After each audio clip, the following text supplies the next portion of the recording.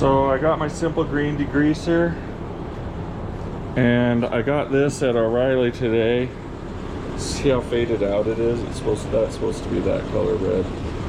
It's been on the shelf a minute. But we're gonna throw some Simple Green in it and see if we can't clean the bottom of Clip Clop Jalop and get the 27 quarts of oil off the bottom here. All it takes is one job, oh yeah.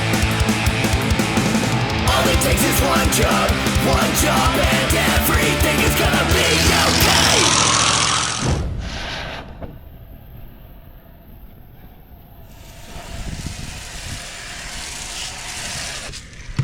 Check out how good that works. Super cool. So I just sprayed down that inside with the bottom side with that Simple Green. Do you know how long that would have taken with a squirt bottle? That's all I've ever used. That would have taken me all day. That took me minutes. So I'm letting it soak for a sec as I get the power wash hooked up, get it washed up, and then I hope to bring it in here and get that rear main seal fixed.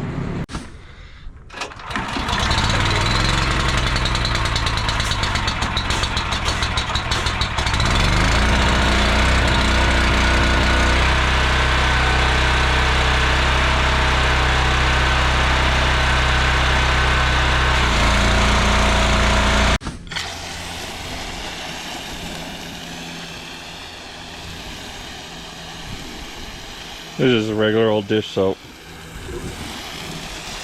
And the water pump's in there, so it agitates it, and that soap will probably spray out of this thing for quite a while.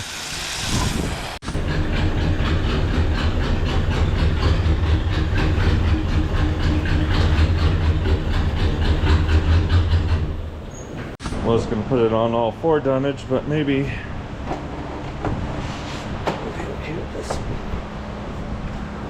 there is some suspension in the way of our oil pan, isn't there? Might be better on jack stands so this suspension can kind of droop out a little bit. We can start draining our oil. It should be very clean, considering we put 27 quarts in on the last trip. We need to kind of inspect everything. That's really close to that bolt, isn't it? Leaf spring. Need to inspect the frame, make sure it didn't crack anywhere, because we did do a couple repairs on it. Since we did do a 700 plus miles with it, we could do a check after our rebuild. So, drain oil, probably put it on jack stands.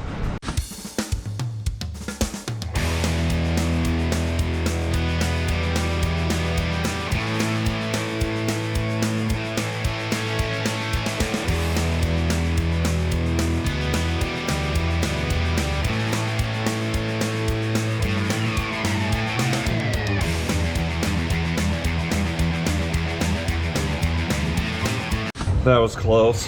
It almost didn't make it out of there, but it just barely screeched out of there. Okay, I kind of got her cleaned up. Now we need to pop this back cap off, and then our main cap. Those little guys right there, you can kind of see the little metal nail. That's actually a nail. You put these seals in right here and right here, and then you put a nail down next to them. It's pretty weird, but the nail is what tightens them up. So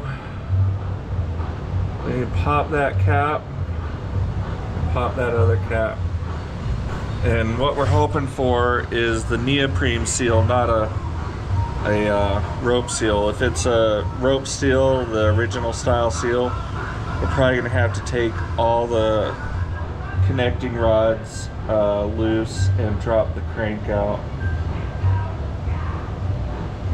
God, hope we don't have to do that.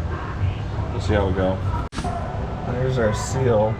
Oh, you know what? It looks neoprene. We might be able to slide this thing out. Half of it just twisted out.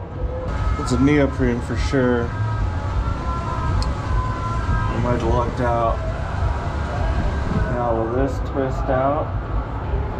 Oh, it is. It's twisting out. Man, that just turned this into an hour job instead of a 20-hour job. That means that that pin has been shaved down inside there previously. You know, this motor was just rebuilt before I got it, hold of it. Look at that. There she is. Rear main seal is out. We're gonna call up Glenn Snow, see if we can get him on a FaceTime. Are you in your shop? Yeah. I'll be down in a second. Okay, thank you. I would do a couple things, dude. Okay. Obviously, you can't do it in the block, right? Because the crank's in there, right? But I would take a little punch and dimple it, so the seal has something to grab onto, so it don't spin, right?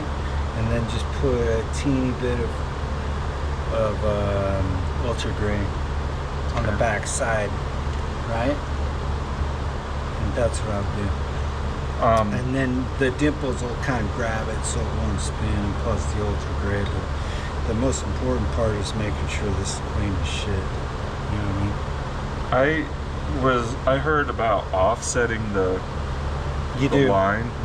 Like quarter inch. So I'd put this one starting down in the edge a little bit, and then Yep. And then just make sure that lip, see the lip, is towards the inside. the lip is towards the inside of the motor. Yes. Okay. That way if pressure hits it, it squeezes up against the crank. All right. Getting it cleaned up here.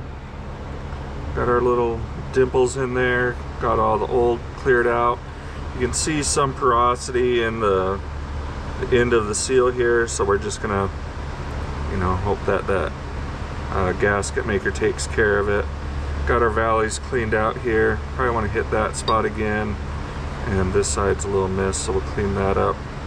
I'm using a coarser Scotch-Brite, so it kind of cleans it and scratches it a little bit. It isn't like steel wool or something to polish it. We're looking to have a clean but not slick surface.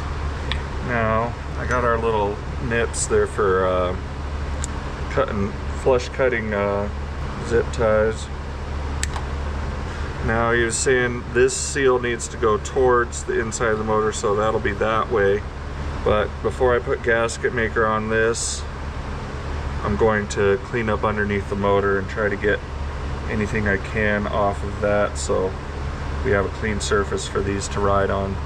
I didn't tell you why we had to modify this. Word on the street is the Y blocks, especially the 312, I guess in particular, had an issue with the different rear main seals. This is actually for a Mopar like 318 or 360 or something like that. And so the part number is bullshit 40245. So that's why we had to cut that. Mopar had a smarter design to where it would clip over and it wouldn't let that spin, but that's neither here nor there. But let's remember what Glenn said, and we're gonna put that in a little bit cocked there, and then we're gonna get our seal towards our crank there. This is where the main cap is, so that's dips in. This is the outside here.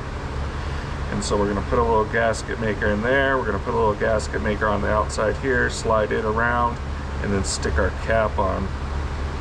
So I think what I wanna do first is probably slide this one around in the inside of the motor. So we're gonna get some gray going on this. All right, edge of the seal towards the inside of the motor. Let's get this in there. Well, that didn't really go to plan. It's Sunday now, and I don't like the way that rear main seal went in. The small block Mopar one is supposed to be the ticket, but you just can't get it in there with the crank in there. You could get it in there if the crank was out like normal, and you're normally putting in a seal. I was able to slide an original one in. So instead of pulling it all back apart, pulling the motor out and everything, because I would have to pull the motor out in order to get that, well, it'd be easiest to do to get that crank cover off, or that front timing cover off, and get the crank out and put in the seal correctly. So we're gonna run a gamble on using a factory seal, and I'd like to put this oil pan gasket on and set it up there and kind of snug it on with a little bit of RTV, and then finish tightening it up tomorrow, so that way I can put in the oil tomorrow and I can have my bay back for Monday. So I really need to get this on so I can make some money Monday. All right, got oil in it.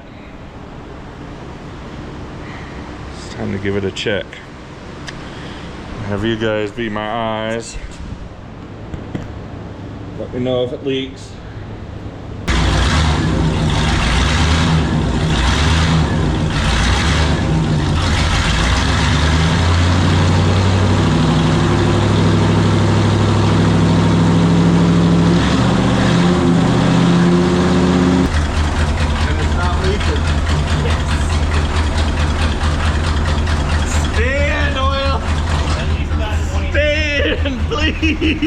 Well, I mean, it's not leaking. It's time to drive it. We'll put 100 to 200 miles on it in the next couple of weeks, and then I wanted to trailer it down to Albuquerque, and I've been looking for a truck. I want to take it to Old Town Showdown down in Albuquerque, New Mexico. I didn't really feel like driving it because we just drove it to Bohuff and kind of like feeling enough of that. I don't have a vehicle to tow it that is any more reliable than Clip Clop. My 94 Dodge, the transmission is original, torque converter is original, and it has over 300 some thousand miles on it. So it's starting to go and you can feel it. And it doesn't really do that great anymore anyways. The 94 Dodge Cummins came with 140 horsepower, you know. So I need to get the trans built in that and then pump up the motor a little bit, and we'll be back to using that as my tow rig. But as of right now, if we want to go to Albuquerque, it's looking like we're gonna have to drive Clip Clop. It's a ways, I'll have to check the mileage on it, but I know that it takes us 2 days to drive down, 2 days to drive back in the older cars. We could do it in one if we had a trailer, truck and trailer, but we'll just have to see. All it takes is one job, oh yeah. All it takes is one job,